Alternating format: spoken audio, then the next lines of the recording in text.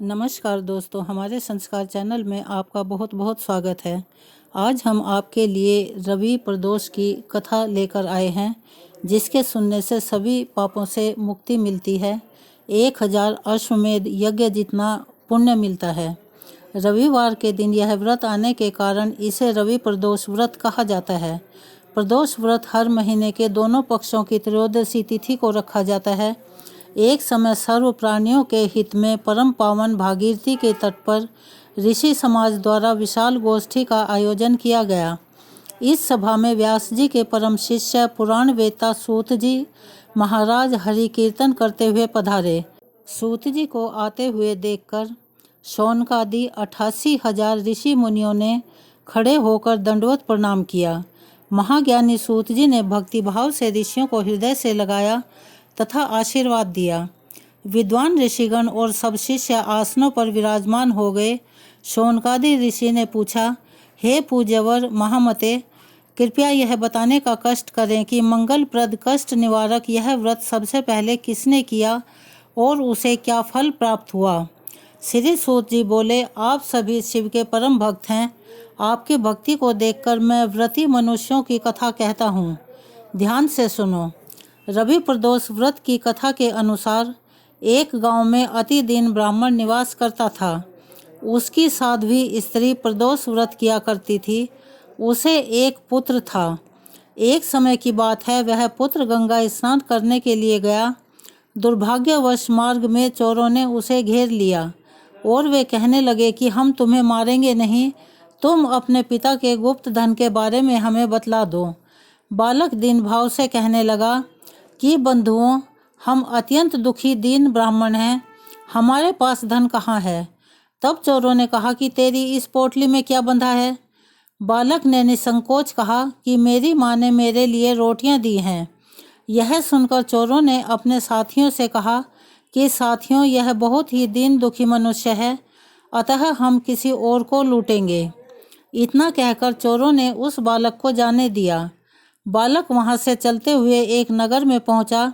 नगर के पास एक बरगद का पेड़ था। वह बालक उसी बरगद के वृक्ष की छाया में सो गया।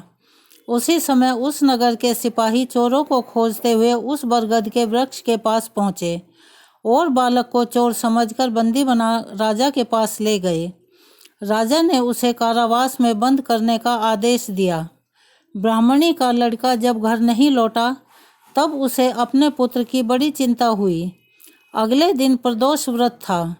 ब्राह्मणी ने प्रदोष व्रत किया और भगवान शंकर से मन ही मन अपने पुत्र की कुशलता की प्रार्थना करने लगी। भगवान शंकर ने उस ब्राह्मणी की प्रार्थना स्वीकार कर ली। उसी रात भगवान शंकर ने उस राजा को स्वप्न में दर्शन दिए और आदेश दिया, वह बालक चोर नहीं है, उसे प्रातःकाल ही छोड़ दें, अन्यथा उसका सारा राज्य वैभव नष्ट हो जाएगा। प्रातःकाल राजा ने शिवजी की आज्ञा अनुसार उस बालक को कारावास से मुक्त कर दिया। बालक ने अपनी सारी कहानी राजा को सुनाई। सारा वृतांत सुनकर राजा ने अपने सिपाहियों को उस बालक के घर भेजा और उसके माता पिता को राजदरबार में बुलाया। उसके माता पिता बहुत ही डरे हुए थे। राजा ने उन्हें भयभीत देखकर कहा कि आप डरो नहीं, आपका बालक निर्दोष है। राजा ने ब्राह्मण को 5 गांव दान में दे दिए, जिससे वे सुखपूर्वक अपना जीवन व्यतीत कर सकें। भगवान शिव की कृपा से ब्राह्मण परिवार आनंद से रहने लगा। अतः जो मनुष्य रवि प्रदोष का व्रत को करता है, वह सुखपूर्वक और निरोगी होकर अपना पूर्ण जीवन व्यतीत करता है तथा उसके जीवन में खुशहाली आती है। आइए अब हम जानते हैं कि इस व्रत को कैसे किया जाता है। इस व्रत के करने की विधि इस प्रकार है। प्रातः स्नान कर निराहार रहकर शिव ध्यान में मग्न हो। शिव मंदिर में जाकर शंकर की पूजा करें। पूजा के पश्चात अर्ध पुण्य त्रिपुण का तिलक धारण करें। बेलपत्र चढ़ावें, धूप दीप अक्षत से पूजा करें। ऋतु फल चढ़ावें। ओम नमः शिवाय मंत्र का रुद्राक्ष की माला से जाप करें। ब्राह्मण को भोजन कराकर सामर्थ्य अनुसार दक्षिणा दें। सत्य भाषण करना परम आवश्यक है। हवन आहुति भी देनी चाहिए। इसके बाद मौन व्रत धारण करें। व्रती मंत्र ओम ह्रीं क्लीं नमः शिवाय स्वाहा से आहुति दें। इससे अभिष्ट फल की प्राप्ति होती है। अगर संभव हो तो पृथ्वी पर ही सोएं। दिन में एक बार भोजन करें, इससे आपके सर्व कार्य सिद्ध होते हैं। इसका विशेष महत्व है। यह सर्व सुख धन आरोग्य देने वाला है। यह व्रत सभी मनोरथों को पूर्ण करता है। हे ऋषिवर, यह प्रदोष व्रत जो मैंने आपको बताया, किसी समय शंकर जी ने सती जी को और वेद व्यास मुनि जी को सुनाया था। प्रदोष व्रत के दिन बहन बेटियों को विदा करना अच्छा नहीं माना जाता।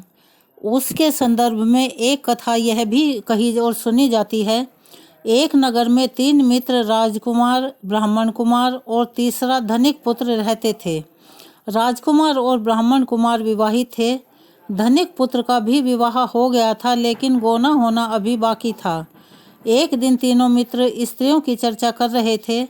ब्राह्मण कुमार ने स्त्रियों की प्रशंसा करते हुए कहा, नारीहीन घर भूतों का डेरा होता है। धनिक पुत्र ने यह सुना तो तुरंत ही अपनी पत्नी को लाने का फैसला ले लिया। तब धनिक पुत्र के माता पिता ने समझाया कि अभी शुक्र देवता डूबे हुए हैं, ऐसे में बहू बेटियों को उनके घर से विदा करवा लाना शुभ नहीं माना जाता। लेकिन धनिक पुत्र ने एक नहीं सुनी और ससुराल पहुंच गया। ससुराल में भी उसे मनाने की कोशिश की गई, लेकिन वो नहीं माना। कन्या के माता पिता को अपनी बेटी की विदाई करनी पड़ी। विदाई के बाद पति पत्नी शहर से निकले ही थे कि बैलगाड़ी का पहिया निकल गया और बैल की टांग टूट गई। दोनों को चोट लगी, लेकिन फिर भी वो चलते रहे। कुछ दूर जाने पर डाकू उनका धन लूट कर ले गए। दोनों घर पहुँचे। वहाँ धनिक पुत्र को सांप ने डस लिया। उसके पिता ने वैद्य को बुलाया तो वैद्य ने बताया कि वो 3 दिन में मर जाएगा। जब ब्राह्मण कुमार को यह खबर मिली तो वह धनिक पुत्र के घर पहुंचा और उसके माता पिता को शुक्र प्रदोष व्रत करने की सलाह दी और कहा कि इसे पत्नी सहित वापस ससुराल भेज दें। धनिक ने ब्राह्मण कुमार की बात मानी और ससुराल पहुंच गया। धीरे धीरे उसकी हालत ठीक हो गई और धन संपदा में भी कोई कमी नहीं रही। अगर आपको हमारी ये कहानी, हमारी ये वीडियो पसंद आई हो तो प्लीज़ हमारे चैनल को सब्सक्राइब करें, ज़्यादा से ज़्यादा शेयर करें और ऐसी ही कहानियाँ हम आपके लिए लेकर आते रहें। हमें सहयोग दें। अगर आपको हमारी कहानी में या हमारी वीडियो में कोई कमी नज़र आती है तो प्लीज़ हमें कमेंट करके बताएं। हम पूरा प्रयास करेंगे उन गलतियों को सुधारने का। धन्यवाद।